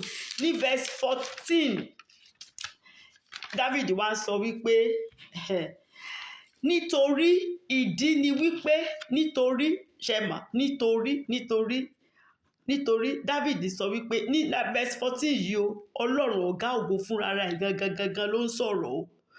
David ti sọ gbogbo benefit tó wà ní pé kéèyàn fọlọ́run ṣe ibi ààbò, kó dẹ̀ fi ọ̀gá ògo ṣe ibùgbé. Ní verse 14 to 16 Ọlọ́run ọ̀gá ògo fún rẹ̀ gangan ló wá ń sọ̀rọ̀. Ó ní nítorí tí ó fẹ́ ìfẹ́ rẹ̀ sí mi. Ọlọ́run ló ń sọ o, ní pé nítorí ẹni tó wà níbi ìkọ̀kọ̀ ọ̀gá ògo mi yìí, ẹni tó wà lábẹ́ òjìji mi yìí, ó fẹ́ mi ni, ó fẹ́ràn mi ni. Ọlọ́run sọ pé nítorí ẹni náà fẹ́ràn mi. Do you love God? Ṣo fẹ́ràn Ọlọ́run? Torí tó bá fẹ́ràn Ọlọ́run, ò ní fọ̀rọ̀ Ọlọ́run ṣeré. Ṣé mọ̀ pé tí ngbà tá a ṣì kéré, téèyàn bá ní boyfriend girlfriend ní secondary school those days, tán bá kọ lẹ́tà sí, lẹ́tà yẹn lè kà ńgbà méjì ńgbà mẹ́ta, lẹ́tà yẹn ẹ máa keep, ẹ máa mú pamọ́ ni. So Ọlọ́run sọ wípé nítorí pé ẹni yìí ó fẹ́ràn mi. Ẹni tó bá fẹ́ràn Ọlọ́run, Ọlọ́run sọ ń pa ẹ̀. Ẹni tó bá fẹ́ràn Ọlọ́run á mọ ọ̀rọ̀ Ọlọ́run, á ka ọ̀rọ̀ Ọlọ́run, á wá àkókò ṣe mọ̀ láti bọ́ Ọlọ́run sọ̀rọ̀. Morning devotion, tẹ́ ẹ̀ bá tiẹ̀ ti ṣe, ara yín ò ní wálẹ̀. Ẹ fẹ́ ní time pẹ̀lú Ọlọ́run, ẹ create time lálẹ́, ẹ create time pẹ̀lú Ọlọ́run. Ọlọ́run sọ wípé nítorí pé ó fẹ́ràn mi ni o. So nítorí pé ó fẹ́ràn mi, ẹ wá gbọ́ nǹkan tèmi Ọlọ́run máa ṣe fún o. Nítorí náà ni èmi ó ṣe gbà á, nítorí pé ó fẹ́ràn mi, ó delight in me, so màá gbà á. èkíní. Ìkejì, màá gbé e lékè. Ọlọ́run ló ń sọ bẹ́ẹ̀ o. Màá gbé ga. Ó ṣáà ni the lifter up of our head. Nítorí pé ó fẹ́ràn mi, màá gbé e lékè. Màá gbé ga. Màá fún position tó ga ju ibi tó ti ẹ̀rù pé òun lè dé. Màá fún. Nítorí tí ó mọ orúkọ mi. Ẹni tó bá mọ orúkọ Ọlọ́run, òun ló lè fẹ́ràn Ọlọ́run. Ẹni tí ò mọ orúkọ Ọlọ́run kò lè. How do you approach him? Mo rántí pé ọmọ ìyá wa nínú Olúwa kọ́ wa láwọn orúkọ Ọlọ́run bí a ṣe last year ni àbí year before. Wọ́n kọ́ wa láwọn orúkọ Ọlọ́run kan. Mo dẹ̀ rántí ìgbà kan tí mo ń wojú Ọlọ́run fún nǹkan kan tí mo gbàgbé tí mo ṣe gbogbo ẹ̀ tí kankan ò dẹ̀ ṣẹlẹ̀. Nígbà tó dẹ̀ di pé ó ti fẹ́ léètì torí pé àárọ̀ ọjọ́ kejì wọ́n máa ní pé kí wọ́n lé wa kúrò ní apartment nígbà tá a ṣẹ̀ dé Amẹ́ríkà ni. Mo rántí mo kàn sùn sórí bẹ́ẹ̀dì mi ò sùn, mo kàn rọra gbórí mi sórí pílò báyìí mo wá ń wòkè pé Ọlọ́run ó ti gbààwẹ̀, mo ti gbàdúrà, mo ti ṣe gbogbo ẹ̀, ìwọ nìkan ni gbẹ́kẹ̀lé mi, kò síbi tí mo fẹ́ lọ. Ó ṣẹ̀dé sílùú yìí ní Olúwa. Owó yìí báyìí mi ò rí o. Wọ́n ń bọ̀ wá lé wa kúrò níbẹ̀ yẹn láàárọ̀ ọjọ́ kejì o. Mo dẹ̀ gbọ́ ohùn Ọlọ́run. Ó ní call me by my name Jehovah Jireh 3 times. Ṣé mọ̀? Ká ní mi ìmọ̀ orúkọ yẹn ni, ó máa strange sí mi. But k'Ọlọ́run tó sọ bẹ́ẹ̀ mo ti mọ Jehovah Jireh pé on this mountain it shall be provided. Lórí òkè yìí a máa fi fún ni. Ibi tí Abraham ti fẹ́ lọ sacrifice ọmọ ẹ̀ ni. Tọ́lọ́run bá sọ pé má pa ọmọ yẹn, mo ti pèsè ẹran tó máa fi ṣe sacrifice yẹn. So mo ti mọ̀ nígbà yẹn, mo ti mọ̀ kan tó ń jẹ́ Jehovah Jireh. So nígbà tọ́lọ́run sọ pé call me by my name Jehovah Jireh 3 times, mo ní ká ní mo màmá ti ṣe yẹn. Mo kàn pé orúkọ wọn ní Jehovah Jireh, Jehovah Jireh, Jehovah Jireh. Thank you Lord pé mo ti ẹ̀ gbọ́ voice yín, mo dẹ̀ sùn. 5 a.m. Black America ló wá kan lẹ̀kùn mi. Ó lóun fẹ́ lọ wẹ̀ ni Ọlọ́run dẹ̀ sọ fún òun pé bank draft tó rèsì lánàá yẹn tó ní ibi tó ń gbé ní lọ síbẹ̀ lọ fún. Òun ló nílò ẹ̀. Ó dẹ̀ fún mi, ó dẹ̀ padà. Mi ìrírú ẹ̀ rí. So Ọlọ́run sọ pé nítorí pé ó mọ orúkọ mi. You need to know God. Orúkọ Ọlọ́run. Dáfídì mọ orúkọ Ọlọ́run. Ó mọ Ọlọ́run tó dá ọ̀run àti ayé, Ọlọ́run ọ̀gá ògo. Dáfídì dẹ̀ mọ orúkọ Ọlọ́run tó jẹ́ Shaddai, the Almighty God. Ọlọ́run májẹ̀mú. Dáfídì mọ̀ pé yàtọ̀ wà ńbẹ̀. So Dáfídì sọ pé ẹni tó bá mọ Ọlọ́run ọ̀gá ògo yẹn tó dẹ̀ mọ the El Shaddai, the Almighty God, òun tó mọ wà níbi ìkọ̀kọ̀ ọ̀gá ògo Ọlọ́run Olódùmarè. So Ọlọ́run sọ pé ẹni tó wà níbi ìkọ̀kọ̀ ọ̀gá ògo mi yìí ó fẹ́ràn mi, ó dẹ̀ mọ orúkọ mi. Ó mọ orúkọ mi. So Proverbs 8:17 sọ pé mo fẹ́ àwọn tó fẹ́ mi. Àwọn tó bá sì wá mi ní kùtùkùtù wọ́n á rí mi o. Ọlọ́run tó bá fẹ́ràn Ọlọ́run máa ń fẹ́ràn o. Tó bá fẹ́ràn Ọlọ́run, o ò ní táìmù fún. O ò lè ka ọ̀rọ̀ rẹ̀. O ò lórí ọ̀fẹ́ àti ẹ̀ ti gbàdúrà. You are so busy. Gbogbo nǹkan ayé ìṣáà ni o busy, o ní táìmù fún Ọlọ́run. O ò lè sọ pé o fẹ́ràn ẹ̀. Téèyàn bá fẹ́ràn èèyàn máa ń wá ni. Èèyàn máa ń wá ni. So Ọlọ́run sọ pé ó fẹ́ràn mi, ó dẹ̀ mọ orúkọ mi. Nítorí bẹ́ẹ̀ ni mo ṣe máa ṣe àwọn nǹkan wọ̀nyí fún. Ní verse 15 ó wá ń sọ wípé òun ó pe orúkọ mi pé torí pé ó fẹ́ràn mi, ó dẹ̀ mọ orúkọ mi. So tó bá pe orúkọ mi yẹn, mo máa dá lóhùn ni. Bí mo ṣe pè wọ́n lọ́jọ́ yẹn náà nìyẹn, when he said call me by my name Jehovah Jireh 3 times and he answered lóòótọ́. Ẹ̀rí yẹn dẹ̀ dé kílẹ̀ tó mọ́ pátápátá. So òun ó pe orúkọ mi, èmi ó sì dá a lóhùn. Èmi ó pẹ̀lú rẹ̀ nínú ìpọ́njú. Pé tó bá wà nínú ìpọ́njú èmi àti ẹ̀ la máa jọ wà ńbẹ̀, Ọlọ́run ló ń sọ bẹ́ẹ̀ o. Àwọn benefit yẹn bóyá kí n fún yín nọ́mbà. Nífẹ̀ẹ́ ẹ máa kọ gbogbo ẹ̀. Tó bá ti pe orúkọ mi màá dá lóhùn. 1. Èmi ó pẹ̀lú rẹ̀ nínú ìpọ́njú, ó di 2. Èmi ó gbà á, ó di 3. Èmi ó sì bu ọlá fún, ó di 4. Ìlérí tọ́lọ́run ṣe nìyẹn torí pé ó fẹ́ràn mi, ó dẹ̀ mọ orúkọ mi. Tó bá sì ti pe orúkọ mi tó mọ̀, màá dá lóhùn. Mi ni pé màá gbọ́ àdúrà ẹ̀ ló ń jẹ́ bẹ́ẹ̀. Màá pẹ̀lú rẹ̀ nínú ìpọ́njú, kò ní já ogun àdájà. Èmi àti ẹ̀ lájọ máa wà nínú ogun yẹn. Èmi ó gbà á, mo máa gbà á lọ́wọ́ àwọn ọ̀tá pátápátá ni. Mo sì máa bu ọlá fún, màá bùkún fún. Kò ní fi ṣe èrò tọ́ta lè ní. Èmi am the Almighty God, the El Shaddai God. Màá bùkún fún. So Isaiah 43 verse 2. Isaiah 43 verse 2 sọ pé nígbà tí ìwọ bá la omi kọjá èmi ó pẹ̀lú rẹ àti láàrin odò wọn kì yóò bò ọ́ mọ́lẹ̀ nígbà tí ìwọ ń rìn nínú iná kì yóò jó ọ bẹ́ẹ̀ ni ọ̀wọ́ iná kì yóò ràn ọ́. Ìlérí tọ́lọ́run tó ṣe fún wa nìyẹn. So ọba Ọlọ́run sọ pé ẹni tí ìlérí yìí máa ṣeṣẹ́ fún ajẹni tó fẹ́ràn mi o tó dẹ̀ mọ orúkọ mi, kò ṣe fún gbogbo èèyàn ló yẹ kó wà o, ṣùgbọ́n ẹni tó bá ti gba Ọlọ́run, tó gbàgbọ́ nínú Ọlọ́run, tó fẹ́ràn Ọlọ́run, tó sì mọ orúkọ Ọlọ́run, òun ló máa jẹ́ alábàápín níbẹ̀. Kò wá dúró síbẹ̀, Olúwa wá sọ pé ní verse 16 ó ní ẹ̀mí gígùn ni mo máa tún fi tẹ́ lọ́rùn o. Kì í ṣe pé mo kàn máa gbà á là nìkan, kì í ṣe pé màá gbọ́ àdúrà ẹ̀ nìkan, kì í ṣe pé mo máa bú ọlá fún nìkan, kì í ṣe pé mo máa wà pẹ̀lú ẹ̀ nínú ìpọ́njú nìkan, mo tún máa fún ní ẹ̀mí gígùn torí Ọlọ́run nìkan ló wà lọ́wọ́ ẹ̀. Ọlọ́run nìkan ló lè ajípọ̀jọ́ ọkú dàní, that's God. Òun nìkan ló lè yí padà. Ó ní ẹ̀mí gígùn lèmi ó fi tẹ́ ẹ lọ́rùn, máa fi tẹ́ lọ́rùn ni, kì í ṣe kó béèrè fún, àmọ́ kàn satisfy ẹ̀ fúnra mi because I'm the Almighty God. Tó bá wù mí mo ṣe ń ṣe, èmi náà ni mo lágbára náà, so máa fẹ̀mí gígùn máa fi tẹ́ lọ́rùn. Èmi ó sì fi ìgbàlà mi hàn, victory ló ń jẹ́ bẹ́ẹ̀, ìṣẹ́gun. Máa fi ìgbàlà mi máa fi hàn. Job 5:26 Job 5:26 sọ pé ìwọ ó wọ isà òkú rẹ lọ ní ògbólógbò ọjọ́ bí àpò ọkà tí ń gbó tí a sì ń kó ní ìgbà ìkórè. Ìyẹn ni pé òyìnbó ẹ̀ ló ń dùn, I shall come to my grave in an old age, full age ni. Nígbà tákòókò àgbàdo bá gbó, òun ló máa ń pa ọmọ. Ṣé àgbàdo tó ń gbìn léni ṣó lè pọ̀ ọmọ nígbà tó bá di ọ̀sẹ̀ kan? Rárá o. Nígbà tákòókò àgbàdo tó bá gbó ló máa ń pa ọmọ. Nǹkan tí Job ń sọ nìyẹn. Nǹkan tí Ọlọ́run dẹ̀ ń sọ nìyẹn pé mo máa fi ẹ̀mí gígùn, mo máa fi tẹ́ ẹ tó bá fẹ́ràn mi, tó dẹ̀ mọ orúkọ mi, tó ń gbé ní ibi ìkọ̀kọ̀ ọ̀gá ògo, tó wà lábẹ́ òjìji mi, mo máa fi ẹ̀mí gígùn, mo máa fi tẹ́ ẹ lọ́rùn ni. Ṣé mọ̀ pé ultimately Jésù Kristi là ń sọ̀rọ̀. Gbogbo Psalm 91 yìí because Jésù Kristi ló ń fulfill gbogbo nǹkan tá à ń sọ ní Psalm 91. Àkókò wa ti lọ.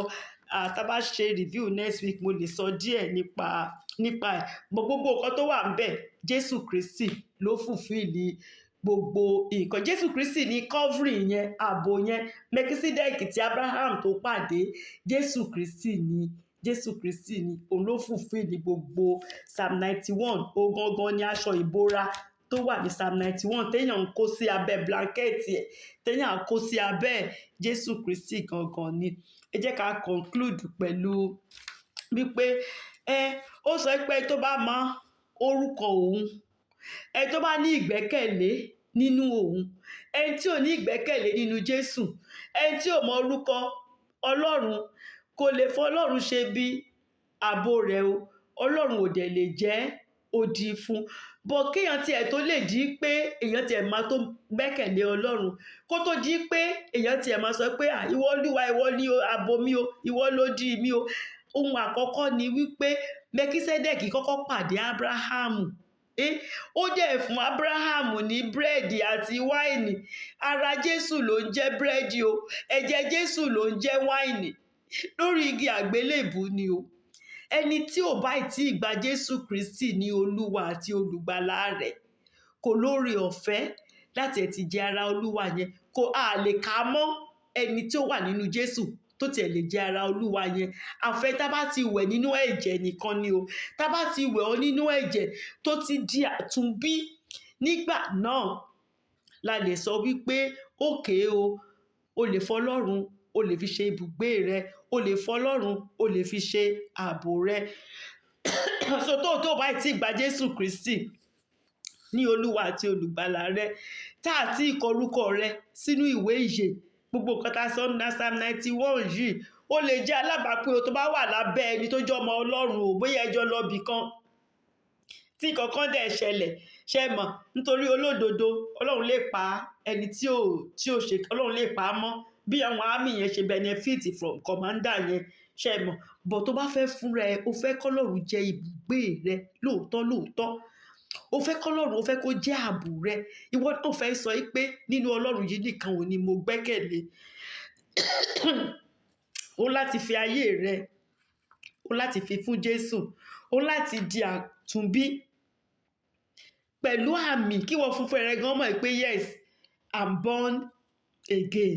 Jòhánù orí kẹta ẹsẹ̀ kẹta, Jòhánù orí kẹta ẹsẹ̀ kẹta, Jésù sì dáhùn ó sì wí fún wọn pé lóòótọ́ lóòótọ́ ni mo wí fún ọ, bí kò ṣe pé a tún ènìyàn bí, òun kò lè rí ìjọba Ọlọ́run.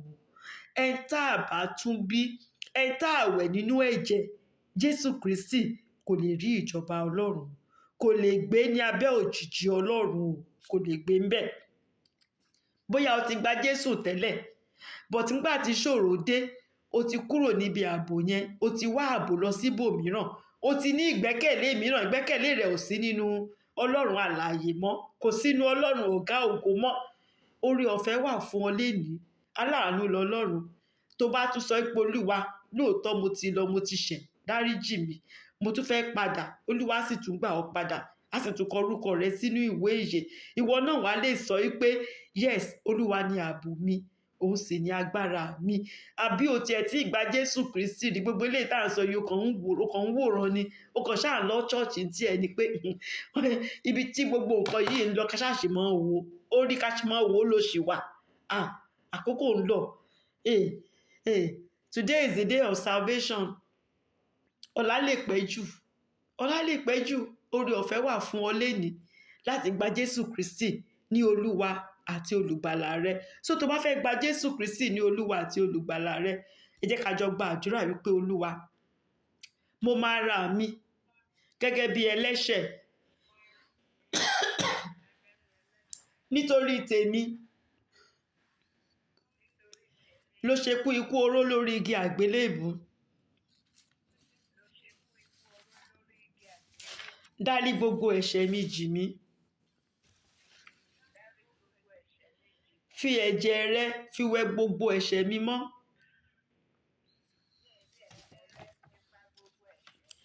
Mo gba Jésù Kristi ní Olúwa àti olùgbàlà mi.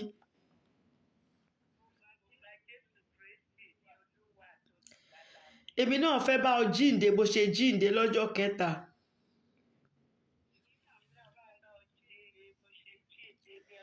Kọ orúkọ mi sínú ìwé ìyè.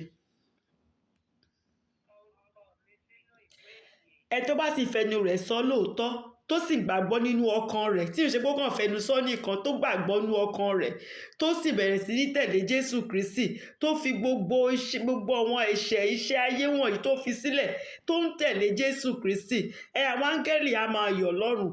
Jésù Kristi gan wa máa jó, inú wa á máa dùn, wọ́n á dẹ̀ máa kọ́ mansion títì ẹ lọ́jọ́ náà. Àríra ayọ̀mọ́ ara wa lórúkọ Jésù. I got my mind made up and I won't turn back, because I want to see my Jesus someday. I got my mind made up and I won't turn back, because I want to see my Jesus someday. Thank you, ma. Thank you, Lord. The Lord bless you all in Jesus' name. Goodbye, pleasures of sin. I stay no longer with you. I made up.